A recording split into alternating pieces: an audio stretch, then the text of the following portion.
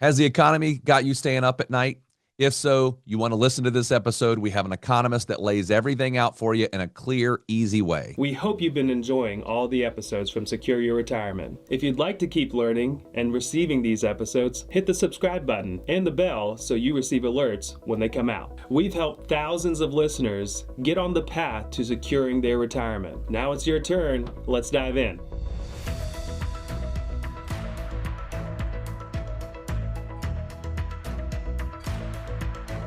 Welcome, everyone, to Secure Your Retirement podcast. As always, we're super excited to have the guest that we have with us today, Tom Siamatis. He come all the way from Kansas City to talk with us a little bit about how things are going on in the economy, how things are going on in the market. So first of all, Tom, thank you so much for coming and chatting with us today. Hey, it's great to be back. Good to see you folks again. Yeah. So, Tom, what we love about having you on is that it's not just this idea of like, where's the stock market, or do we think it's going to go up, or do we think it's going to go down? We're kind of looking at this overall perspective of the economy from a really big picture. And I will say that things have not been boring since the last time we came on and chatted. So why don't we just start off with the big picture of where you see things at right now in the economy? We know there's some things right now that are happening as we speak on this. There's things from still going on in a geopolitical scenario. We got things here in the country with the shutdown of the government from that perspective. So kind of how do you see things where things are right now? Yeah, so when I was in here January, and I know we've been on since, but the big topic of the time was like, hey, you had this change of administration, right? You were going to have going from one set of policies to another, right? And then lo and behold, the tariff stuff came along, right? And that just kind of dominated all sort of facets of the economic cycle. We had a huge drawdown in April, and then we came back, and my thought with the tariffs is this is just one of those things that so long as we have this administration in place, it's just going to be a thing, okay? Because the Chinese, as you guys well know, long planners, definitely have their visions of how they want to see the world economically, and they're willing to wait, right? So I think a lot of the stuff where we thought, oh, they were going to, push these guys to the limit, and we'll get all these new deals, and it was going to be this nice, tidy little bow that was going to get tied up, and we would just move on. That's not going to happen. So one of the things I'd leave with folks is that, listen, so long as we have a Trump administration and or some form of that, you're going to have tariff issues, right? And we just saw that last week, right? The Chinese didn't want to give up rare earth metals. Trump says he's going to hit them with 100% tariffs. And then over the weekend, he says, well, it's not as bad as it is. Me and G, we get along. Everything's good. I'll make this thing work. And then the market comes back a little bit, but still the worry is there, right? The other aspect of it is this whole government shutdown thing. Although research has shown that government shutdowns don't necessarily impact the economy, but when you see things that are normally expected not happening, there's a huge psychological impact, right? So as it was, people are kind of afraid anyway. Interest rates are high, inflation is better. It's still running close to 3%, full percentage point nearly above what the Fed would like to see. We've seen some cuts, but I don't know that anybody is experiencing, like a euphoria, right? The point was at the beginning of this administration was they came in and they were going to deregulate stuff and they were going to jumpstart the economy. And, we kept on hearing about this golden age, golden age, golden age. And I mean, I'm not seeing a lot of golden age just yet, right? I just see a lot of angst. And yet the funny thing about the whole thing, and I know we didn't want to specifically talk about the market itself, but the interesting thing about it is that, this year feels like we should be up 40%, right? And yet somehow we're up about 12, which isn't horrible, but it just goes to show you that, when you introduce volatility, as has happened probably in the first 9 months of this year, you're going to get these big movements up and down. And even though we're up 12, it doesn't feel like we're up anything. It should feel like we're up a lot more because there was a lot more action. But yet, I think we're just kind of in this place. We're just wait and see. And every time something new comes along, it's another, day on the wait and see cycle, right? And that's the challenge that I think the economy has. Then, of course, we don't have data because, people are out of work. They're not compiling data. We had the person from the Bureau of Labor Statistics get fired, and then you had those job revisions. There's just a lot of turmoil, but I don't think that they're more bad in the feelings thing rather than in the reality of it, is I guess what I Hmm. would say. Yeah. Tom, I think that's a great kind of summary as far as what's going on and all the headlines that our listeners and just retirees are very concerned about right now. So let's take one topic, which is you mentioned at the beginning, which is tariffs, and that's has been a hot topic really all year. And at the beginning of the year, it was are tariffs are they going to work? Are they not going to work? Now the decision has been made to kind of move in that tariff direction. So and it may be too soon to tell, but what are you seeing on the tariff side as far as is there any movement as far as is it going to be good or is it going to be bad or is it going to be just nothing and we're glad it's at least there's been resolution around it? That's my first question. And then the other one, if you could talk a little bit more about here recently with China and the tariff around rare earth metals, maybe just explain to people why the rare earth metal piece is so important in the economy. Yeah, so let me start with the second part of that, right? The second part is we don't have much of them, right? And therefore, and all that stuff goes into military stuff, and a lot of the modern technology that we have. So it's a rare component that they seem to have a lot more access to. Now, we could develop that here, but it's going to take time. There's a lot of stuff going on the ocean floor. There's a lot of places out west that you could dig this stuff up, but you have to make it somehow. I mean, the other one that was really interesting is we've got so much electronic junk that we're trying to get rid of anyway. There's probably a recycling component of that we can get to. So it's super important for the future. And they seem to have it's like a bottleneck, right? Because if you don't get the materials to make the futuristic stuff to be as simplistic as you can't make the futuristic stuff, right? So that's the component where it makes it super important. And I think in one respects, although we have a lot of leverage over the Chinese with other type of stuff, that's one point that they have a lot of leverage with us, right? And so back to the tariff thing, I don't know that the tariff thing is really going to change the overall thing, the overall economy per se. It's just going to make it different, Mm. right? So the big thing when they announced the tariffs was that it was going to lead to inflation. Okay. I look at it differently, right? I look at it from the standpoint of inflation is created by people having more money and a scarcity of product, therefore those products go up in price, right? We don't have a scarcity of money. The money supply has been contracting. But if there's one thing that goes up in price, that just means if you had $100 and something that used to cost $10 now costs 20, you still don't have $90 to spend. You just spent, if you really want that thing, you spent $20 on it. Now you're going to spend $80 on the remaining things you want, right? Mm. And that puts pressure downward on those prices, right? Because they want to compete for a piece of the pie. So I don't think we're going to, this whole thing was we were being told that it was going to like reshore all these manufacturing jobs. I don't think that's going to happen. But I think at the end of the day, there's just going to be just a disparity of what you were used to seeing stuff, both good and bad. So, it's a tool in a way to help, motivate people to trade with us and behave in a different way.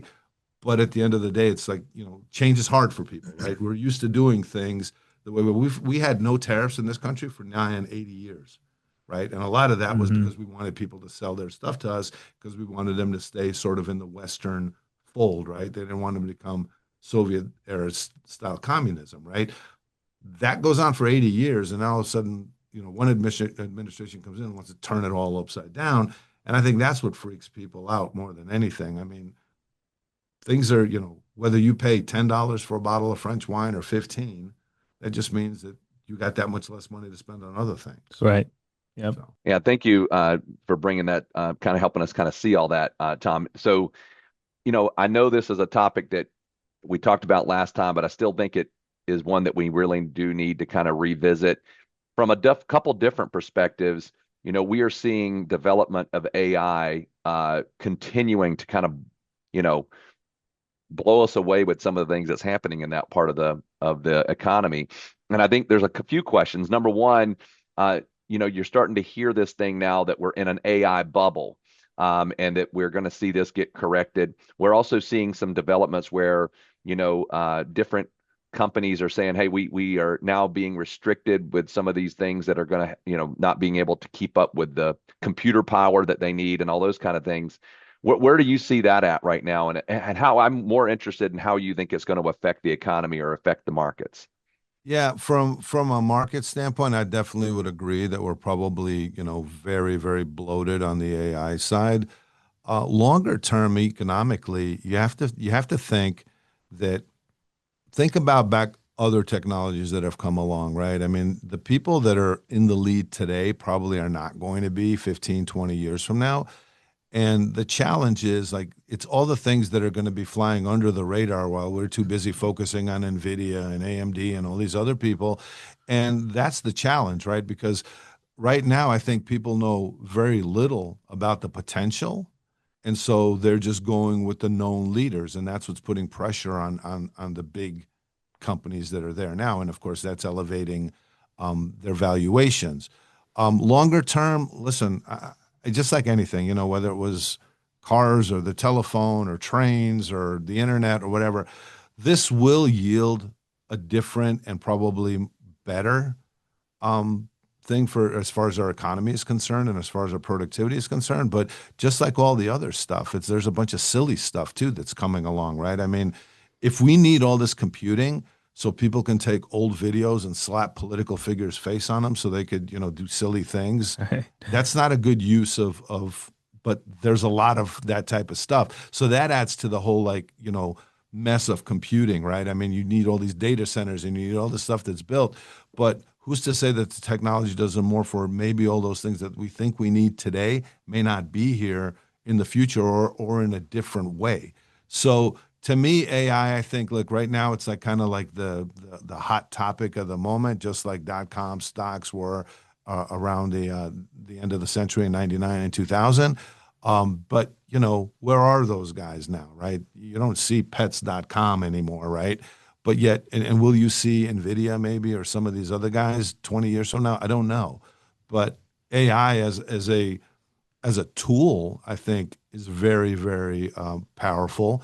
It's just a question of how do we choose to use a tool, right? It's like a chainsaw, for example. You could use it to cut down trees and do things, or you could waste your time, carving like wooden bears, Hmm. right? I mean, that's kind of where we are. But it's hard for people to step away because they're afraid to miss out, right? Same thing with cryptocurrency. We don't know if Bitcoin is going to be around 20 years from now, but the blockchain is an important component of that, and I think that's something that's going to remain with us.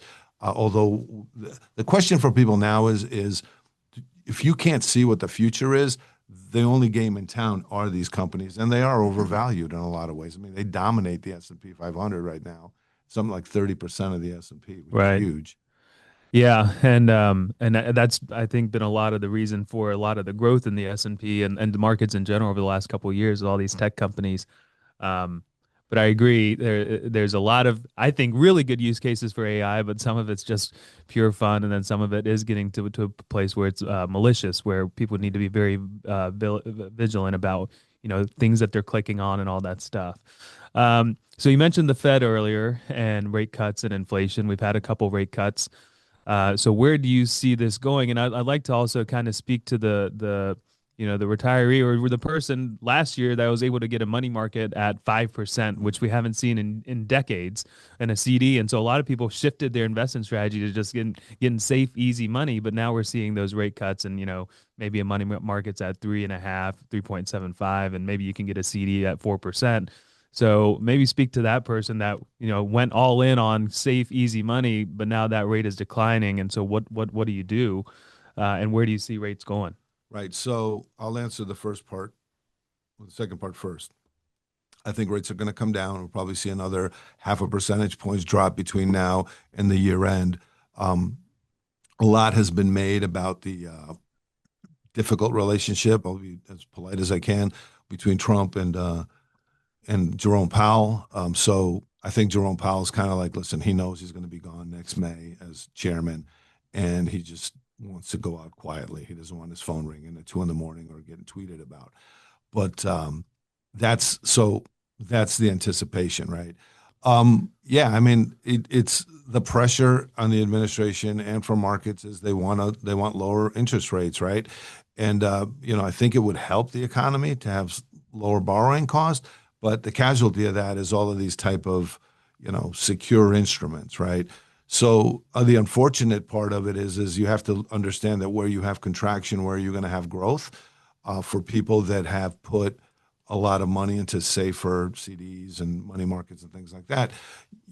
If you have enough money and you could live with less of it, I mean, that's fine, but I don't know too many people that do, right? Mhm. So, the pressure is going to be to put a little more money into more risky assets to try to make up for that, right?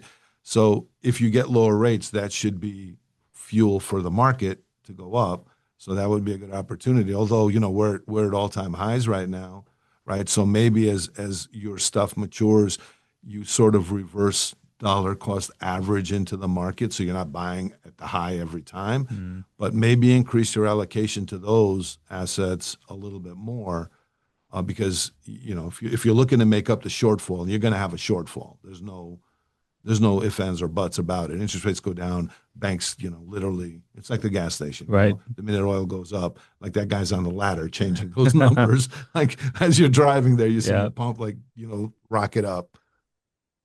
Yeah. So we're sitting here at this time of year, really kind of entering into the fourth quarter.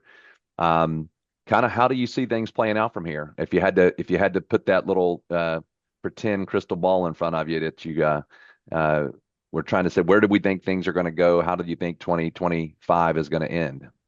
Yeah, so right now, it's hinging on a couple things, right? And first is once this China stuff needs to die down, right? We need to get some quietness with respect to that because right now we're getting some decent earnings, right? This is just the beginning of third quarter earnings, and they're pretty good. And every time we get good earnings news, the market jumps up. But then something happens on the China front and the tariff front, and all of a sudden the market craters. So you've got an immense amount of volatility. But I think the propensity right now for the market, anyway, is it wants to go up. It's seeing interest rates are going to go down.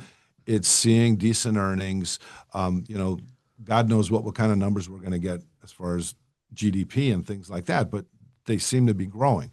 So I'm enthusiastic for the rest of the year. I mean, probably I wouldn't be surprised if we maybe even get up to 7,000 on the S&P from here, and that's probably what maybe we end the year at 17, 18% from the 12 we are now. So maybe another 5 and change. But anything after that is next year's going to be an election year, right? There's going to be a lot of scrambling going around, a lot of shifting around, and I'm not so clear on what I think mid 2026 might look like.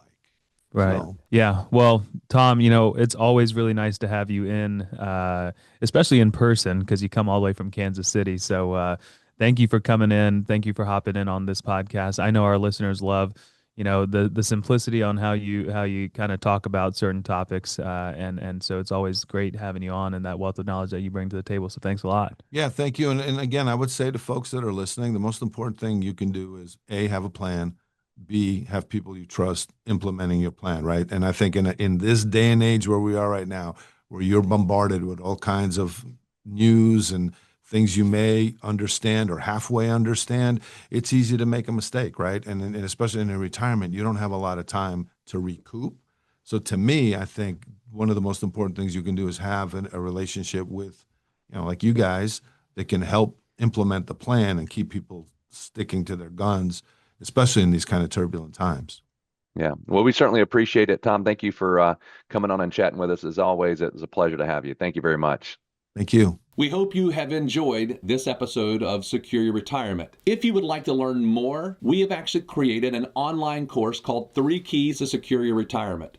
This video course helps you to think through all the different steps as you get ready to plan for and live throughout retirement. You can access this by going to our website, pomwealth.net. In addition, you can also subscribe below to our podcast called Secure Your Retirement. For more retirement tips, check out these videos. Also, if you find them valuable, please subscribe to our YouTube channel and give us a like.